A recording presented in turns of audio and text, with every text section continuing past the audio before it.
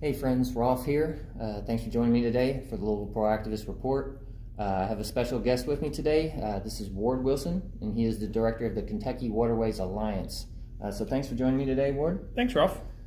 So tell us a little bit about the Kentucky Waterways Alliance, or we'll say KWA for short. What are you guys all about? It's a great group. Our mission is to protect, restore, and celebrate the waterways of Kentucky. There are over 90,000 miles of waterways in Kentucky, so we have a big job. The organization started in '93. There were groups working on water issues, but there wasn't any statewide group. And there a lot of good work gets done at the local level, but there was a feeling that we needed a group to help those local groups with their capacity also work on statewide issues. Okay. And how long have you guys been around? So about 26 years, and since '93, we started pretty small, just had a part-time executive director, and then after a few years, we got Judy Peterson. She was our executive director for about 20 years. She was my predecessor, and we grew. We had an office in her house for a while in Munfordville, and then we had an office in Greensburg, Kentucky. And then we've been in Louisville for about, I'd say, 10 or 12 years. Okay. All right. And so how did you come across KWA, and what made you decide to join them? Well, I've always been interested in water. As a little kid, I played in the creeks. I just love water. I think most everybody loves water. It's a great thing. But I got really into it, and I became an environmental engineer, studying water issues, working as a consultant. I've worked for a lot of different groups as a consultant for years. So when KWA started, it was the year my daughter was born, so I was pretty busy, but I did join at first. I thought, well, that's a great group. So I was a member for a long time, and then I was asked, I think about 2010, to be on the board. And I was sort of busy, but I thought, well, this is a good group, so I was on the board, and I was the vice president for a while. Then when Judy Peterson retired as executive director, we were looking for someone new. I was trying to help find someone, and then I decided this might be a good job. I've been on a lot of boards, but I hadn't been an employee at a nonprofit. So it's been interesting becoming. I did get the job. I applied and got the job as executive director in 2017. So I started in February of 2017. So I'm coming up on 3 years as executive director. And it's the best job I've ever had. So let's get into that background a little bit. So with your degree, obviously there's a lot of possibilities of what you can be doing. So something must have inspired you personally to get involved in something as important as our water. So kind of what made you go this direction as opposed to maybe another direction? Yeah, I thought a lot about direction. As my first degree as an undergraduate was in biology. I've always loved the outdoors, and I thought I would do research, and especially on wildlife. But after I started learning more about it and doing some, I thought, I don't know if I want to do that.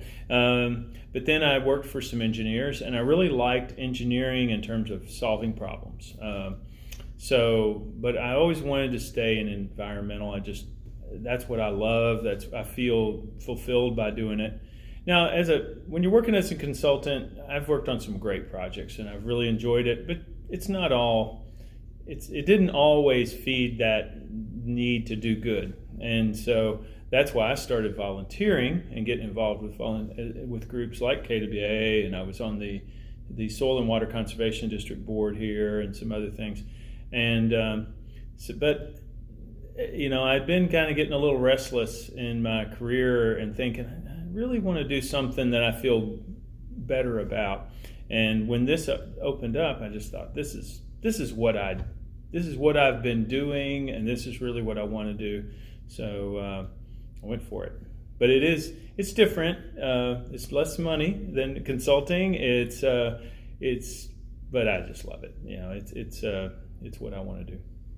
And I mean, what you guys do, it's big for the community, big for the state. So, I'm sure, that good feeling you have when you go home makes up for a lot of it. It does. It's what I've decided I want to do. So it's good. Nice. Yes, that's what we should all achieve, aspire to achieve is, work on what you want to do.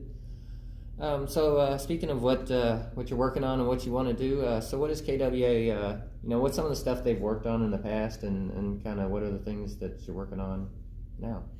Well, we've done a lot, and I always just feel like, gosh, there's so much I want to tell you that we've done. But I like to kind of categorize it to break it down into our 3 mission areas. So we protect, restore, and celebrate waterways. And protection of waterways usually involves advocating for better regulation or better enforcement of those regulations. So we review permits sometimes. We haven't done that as much lately. We're getting some attorneys to help us do that more, but making sure that people are complying with permits, making sure the permits are written correctly as we think they should be to limit pollutants. We go and lobby. I was in Washington, D.C. last month lobbying for better regulations and funding for programs. Protection includes just helping to form watershed groups that will protect waterways. Now, that's a big part of our mission is helping watershed groups, a local group, like locally we have a Beargrass Creek Alliance here. There's Upper Green River Watershed Watch is another group we work with, Friends of Red River. Those are people who, they love their local waterway, they want to protect it, but it's hard to start up a new nonprofit and get something going, so we can come in and help them with the technical, the financial, the administrative, and sometimes we go in and write the plans, help them write the plans. So that sort of gets into, that's protection, but it's also restoration. Usually there's a problem. So we do a lot of restoration through watershed groups, including cleanups, lots of cleanup work. But we also partner with the Fish and Wildlife Service, U.S. Fish and Wildlife Service, which has a fund that we manage called the Kentucky Aquatic Resources Fund. And it has quite a bit of money in it, funds all kinds of projects from DNA studies of mussels to restoring streams and wetlands and a lot of different things. One of the things we did with them is we removed a dam on the Green River a few years ago in 2017, and we're working to try to remove another one. Those are really big projects, but if you love rivers, you want them to run free, it's going to be great for the wildlife and the paddlers. It already has been, removing Dam 6, which is near Mammoth Cave. And we're going to get the Dam 5, which is downstream, out, I hope next year. The celebrate part of our mission is we just realized this is something we added to our mission a few years ago. We realized that most of us love water because we first loved it and we just cared about it.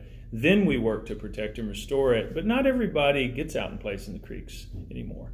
Not everybody just has a personal connection. So we try to, the negative news gets old sometimes. Yes, we have pollution. Yes, we have problems, but let's also celebrate what the great waterways we have in Kentucky, which we do. We have more waterways than any state but Alaska, and they're beautiful. We've got from far west Kentucky, we've got these cypress swamps to mountain streams and Great Lakes and the Ohio River, and so it's there's a lot to celebrate. So we celebrate by just promoting it through great photos and things. We do fun events where we just go out and paddle. We had a Wild and Scenic Red River Fest the last few years. We've been doing that, and we just paddle on the river, enjoy it, have a music festival. There's usually music and beer or bourbon involved in our celebrations if we can. Kentucky traditions. So. Yeah, and then you can't have good bourbon without good, clean Kentucky water. Right, that's true. It's true. So one word I heard you using there a few times is watershed. So talk about that a little bit. Explain exactly what a watershed is, and what our watershed situation is here in the state. Yeah, it's a technical term. A lot of people don't know that term or not as familiar with it. but it's simply just the drainage area of a particular waterway. So there's big and small watersheds. The Ohio River watershed is all the land where the water the rain that falls on it would flow into the Ohio River. So it goes way up all the way into a little corner of New York and a big chunk of Ohio and Kentucky and almost every bit of Kentucky. And so it's a large area. The watershed of a little creek in your neighborhood might just be a few acres, but it's important to know the concept, because what happens in the waterway, if you're concerned about a waterway, if you're concerned about Beargeist Creek, you really need to do the work on the land, and that land that you work on is the watershed. So most people start with worrying about the stream, and that's what we're concerned with. But you can't fix a stream without doing work on the land too. That totally makes sense. Because what's going into the land is going to end up in the water. Mm-hmm. And the other, not just restoration, but if you've got a forested watershed, if you go into areas that have been protected, those streams are really high quality and clean, because that's the best type of land use for water quality. Okay. All right, so let's talk about some of the challenges that our waterways face. I know there's a lot of them. Obviously, here in Louisville, we see some urban issues that you might not see in the country. And at the farms, they have some issues that we probably don't have out here. A lot of industrial waste, chemical spraying. Probably issues from tourism, I'd imagine, as well. What are some of the challenges that we're dealing with right now in Kentucky as far as our waterways? Yeah, well, the one that is really important right now is nutrients. There's too many nutrients coming off of the land into the streams, and that's nitrogen and phosphorus, fertilizer. And it comes from people using fertilizer, whether it's in your yard or farm field, but it's also animal waste has those compounds in it. Wastewater does, and stormwater. Stormwater that washes off our streets and things has some nitrogen comes out of the sky. That's air pollution. Air pollution gets turned into water pollution sometimes. So we're putting too much of that into the water. When too much gets in the water, you get too much algae growing and other plants, but mostly algae. And algae's not bad in small amounts. It's a natural thing, but when it overgrows and covers the waterway and grows too fast, it'll crowd some other things out. But the real problem is it will consume all the oxygen in the water, and especially when it dies and floats to the bottom. So it's a real problem in our streams. And then we've had, just this year, we had some algal blooms in the Ohio River that have a toxin. Some algae will produce a toxic chemical in the water. This year, it wasn't a toxin that was really poisonous, but it irritated people. So they said, don't swim in the river. When in the late summer, when things get dry, that happens. So, it can be that issue, but then, when it gets down to, it's a problem in the creek, but it gets to be a bigger problem in the lake. But all the way down into the Mississippi, it's a problem. And then the Gulf of Mexico actually has a dead zone where there's no oxygen in the summer.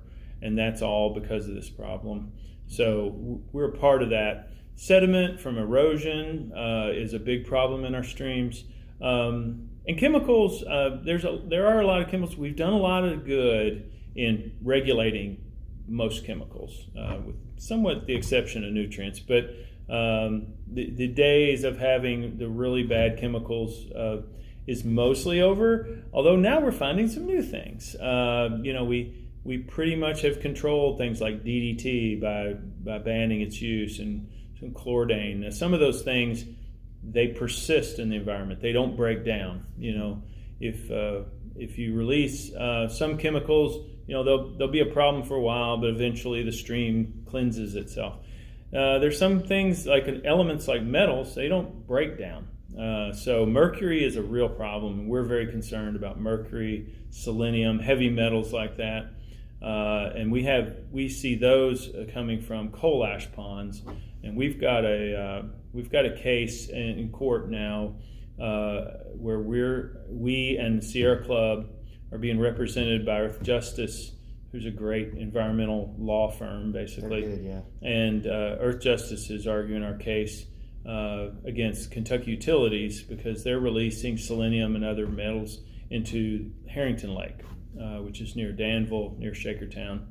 It's a beautiful lake, and we've even found some fish deformities. So we're saying, you need to stop this. We know what's happening. Let's stop it. And they have a plan to study it for a while, and they've been studying it, and probably it is a good idea to study it some, but we know what the problem is, and we want them to move faster.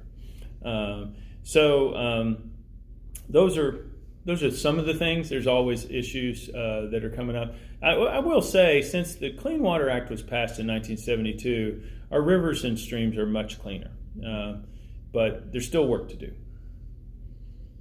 And one thing I can say right off, I appreciate it. As you're saying things, I'm coming up with follow-up questions, and you're addressing those before I even have to ask them. So I'm good. I hope so. So you're nailing it. I hope I'm not using too much technical jargon. I tend to do that. I try not to.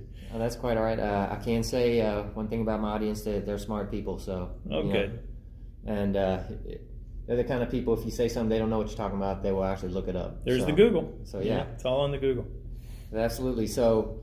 I was talking to a coworker friend of mine today, and he's an avid fisherman, and he wanted me to put you on the spot with the question he had, and that's one of the challenges we didn't bring up. Are kind of the natural, straight from nature challenges. That's a problem. And so he wants to know about the Asian carp situation we have here. Apparently they have run amok, and he's not too happy about it. So what can you tell us about that situation? Yeah, it's a real concern. At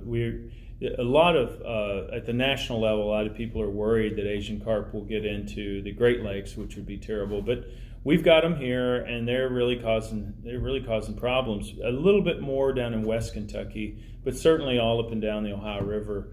They're mostly in our big rivers so far, but they're moving up. So Kentucky Fish and Wildlife is working hard to control them. They're coming up. There's something that I don't know that I can explain how it works exactly, but it's called a bioacoustic fence.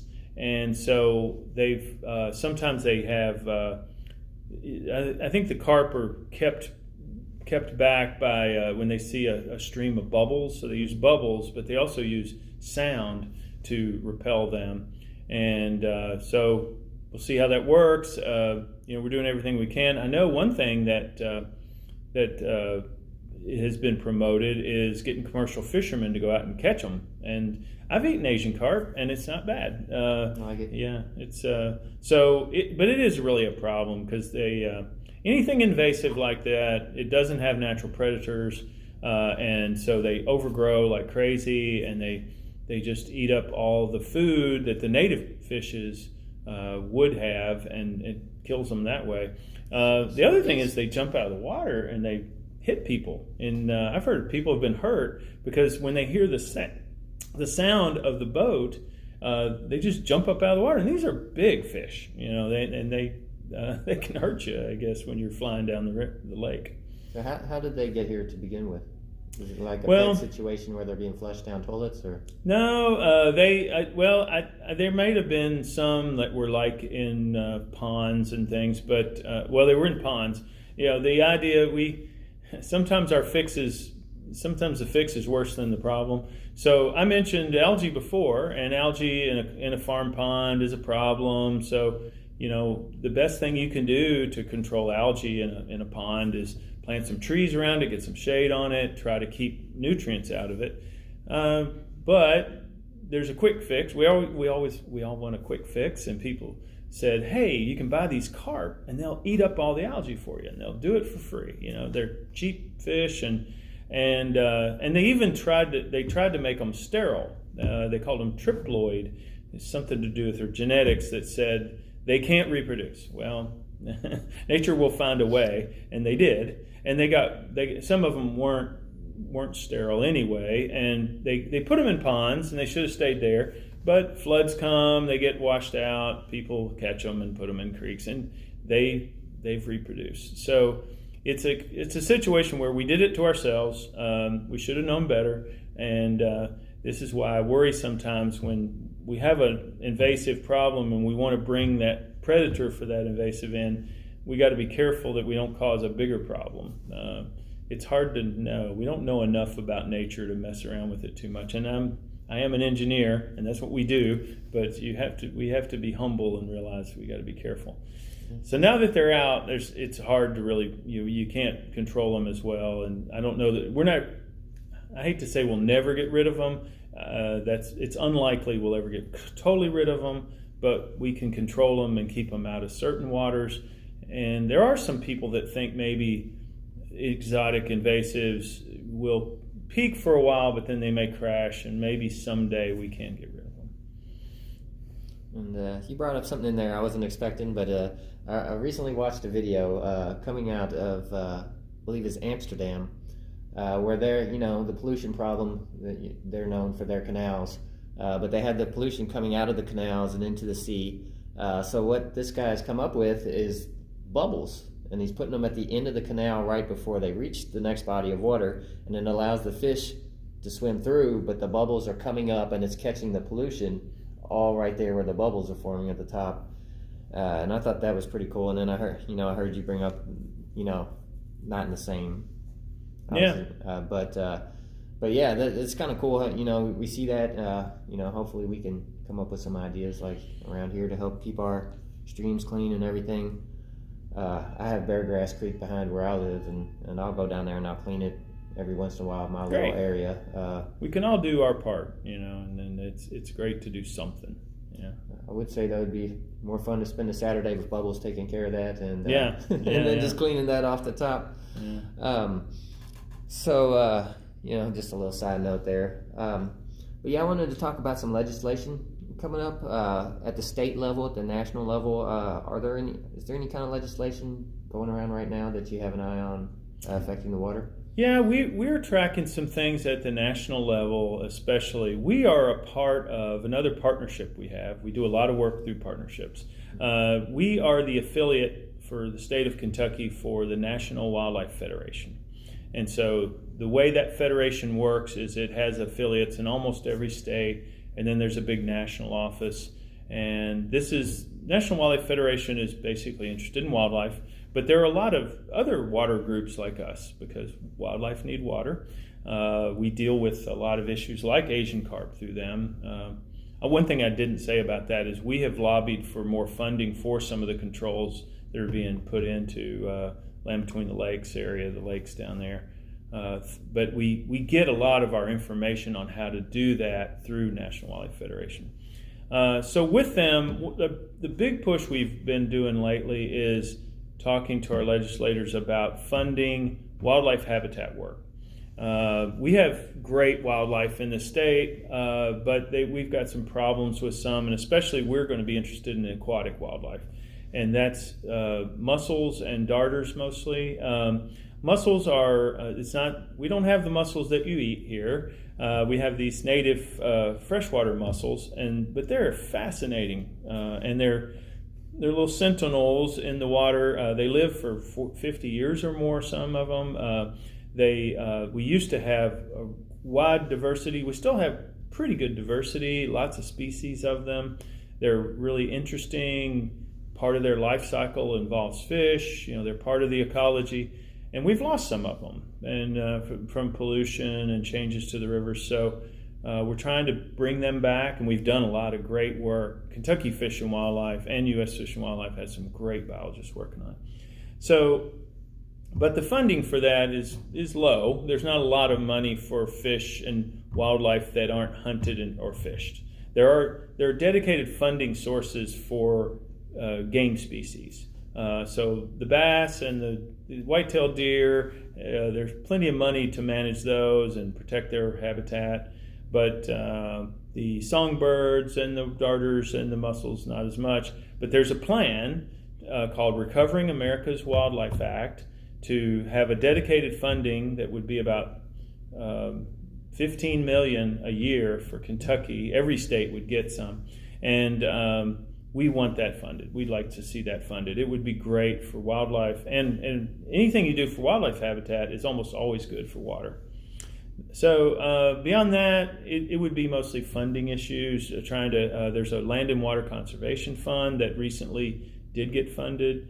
The farm bill, we always try to make sure that there are conservation elements of that, so that farmers, if they're going to get subsidies, they have to take care of their land. Farming has an impact on water. We all need farmers, and we love agriculture, and we work with them a lot. But it can have a real impact if you don't farm with soil and water conservation in mind.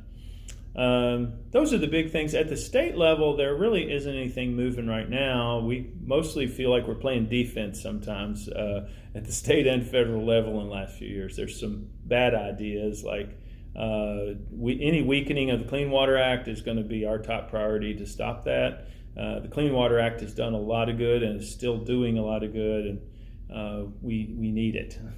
Absolutely. It's interesting how it's been such a success. It's hard to even calculate how much it's been worth. But after something works for a while, you kind of take it for granted. One thing I'd say about that is, Waterfront Park 40, 50 years ago was the worst part of town. We put all our scrap yards and gravel piles and asphalt terminals down there and just really turned our back on the river, and most cities did, because the river stunk and it was dirty and nobody wanted to go down to the river. It was awful. Well, once the river got cleaned up, people started turning back towards it. Well, now we have Waterfront Park, Slugger Field, we've got all this development, millions and millions of dollars of development, millions of dollars of tax revenue now. People pay to go down there in a place that used to be awful, and that's only because of clean water. It's because of a lot of other work, but it couldn't have happened without a clean Ohio River. Ohio needs to be cleaner, but at least it's not stinking like it used to all the time. And if you're watching this, feel free to contact your legislators, let them know you support the Clean Water Act, and any other water bills that, if you have any local bills, make sure they're supporting that. Get behind them. Don't give them any reason not to support it. Let them know this is what we want, this is what we need. So along the way, you've kind of already addressed some of the questions I had. So let's get into how can, not just with you guys, but in general, what can the average person do to help the waterways here in Kentucky? Well, there are a lot of different levels. One thing I think of is that we helped form a group called the Beargrass Creek Alliance, and one of the things that group decided to do was really work at a grassroots, work with just the average person who cares about the creek. And so we have a program called Every Drop, where we help people put in a rain garden or rain barrel in their yard. But we developed a pledge that had several levels of commitment. So it would be, you'd have to Google Beargrass Creek Alliance or Kentucky Waterways Alliance and find it. But the program's called Every Drop that has that program. But there's a pledge that just says, you can decide how much you want to do. And it starts with little things like, I won't use fertilizer on my yard. Most lawns don't need fertilizer here, or at least use less. I'll use less lawn chemicals, but also something as simple as don't do your laundry or run your dishwasher when it's raining. In Louisville, at least, a lot of water gets into our sewers and fills them up when it's raining, and if you add more to it, it's more likely there'll be a sewer overflow. So you can just wait. We all like to put things off. I do. So wait until it quits raining. That's a simple little thing, and it makes you more aware that you are we're all part of the problem. We can be part of the solution. The other things are, certainly pick up after your pet, pick up pet waste. Mow your grass a little higher, mow a little less often. It makes the lawn a little healthier, but it's that much less, erosion. Sometimes if you mow too low, it'll erode.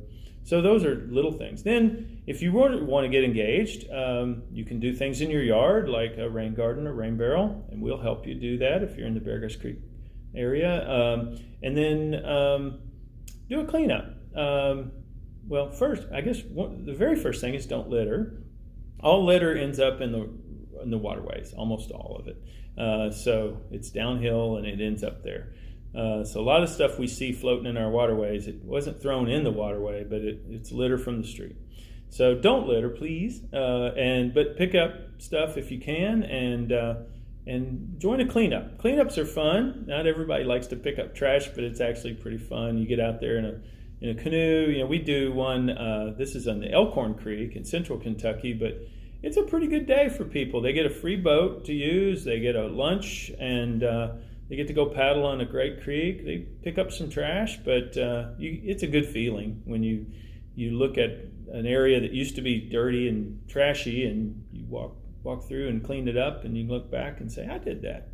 And if you really want to get a little more involved and you have a creek that you love or waterway of some sort that you want to work on, get together with some people and say, let's form a group, like Friends of Clear Creek or Friends of Red River, and we'll help you do that. We'll help you get started, and it's certainly, yes, tell your elected officials and your candidates that you care about the environment, and it is worth an investment.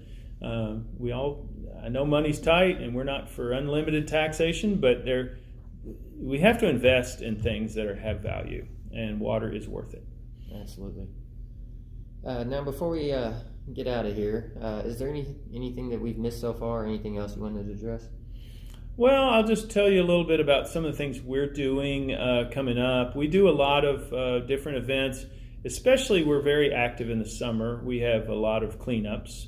So I would say watch our Facebook page and our website for information on that, and Instagram. We're using Instagram a lot more lately.